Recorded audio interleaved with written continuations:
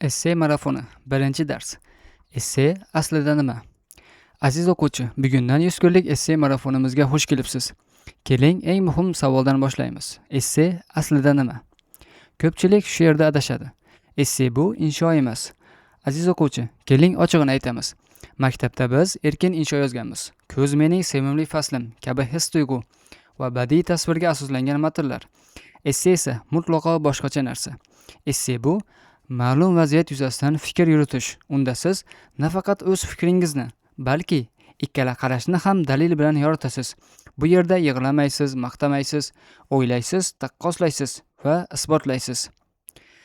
Ko'z mening eng sevimli faslim, chunki sarg'aygan barglar qalbimni to'lqinlantiradi. Bu insho. Esse esa ayrimlar masofaviy ta'limni qulay deb bilsa, boshqalar u bilim sifatini pasaytiradi deydi. Quyida har ikki qarashni ko'rib chiqamiz. His-tuyg'u emas, mantiq, muvozanat, dalil. Esse qanday baholanadi? Milliy sertifikat imtihonida esse alohida rasmiy mezon bilan tekshiriladi. 24 maksimal ball, 12 ta baholash mezoni va 3 ta asosiy qismdan iborat.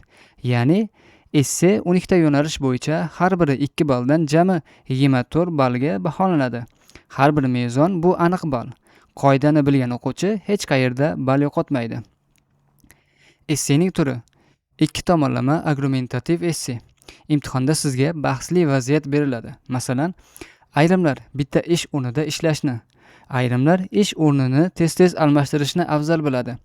Sizning vazifangiz darhol men shu tomonni yo'qlayman deb yozib ketish emas. Aksincha, siz ustoz kabi xolis bo'lishingiz kerak. Mana tartib. Birinchi qarashni yoriting. Nega? Ayrimlar shunday o'ylaydi, dalil bilan. Ikkinchi, qarshi qarashni yoriting. Nega boshqalar aksincha o'ylaydi? U ham dalil bilan.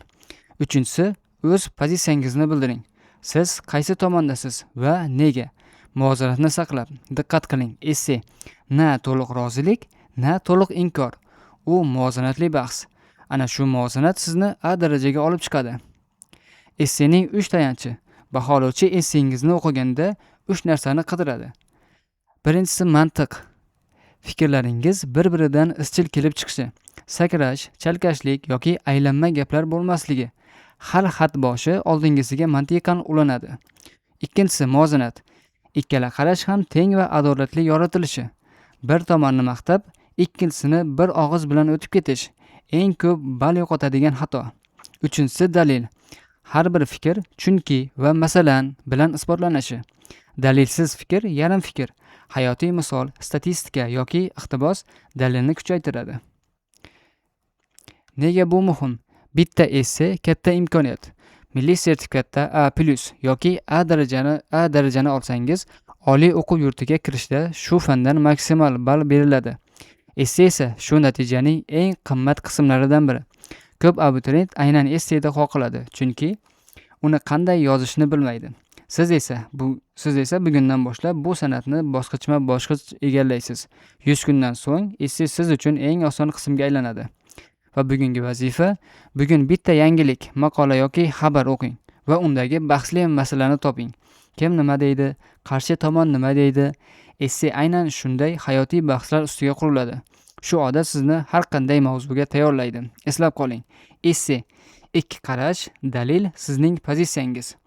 His-tuyg'u emas, mantiq.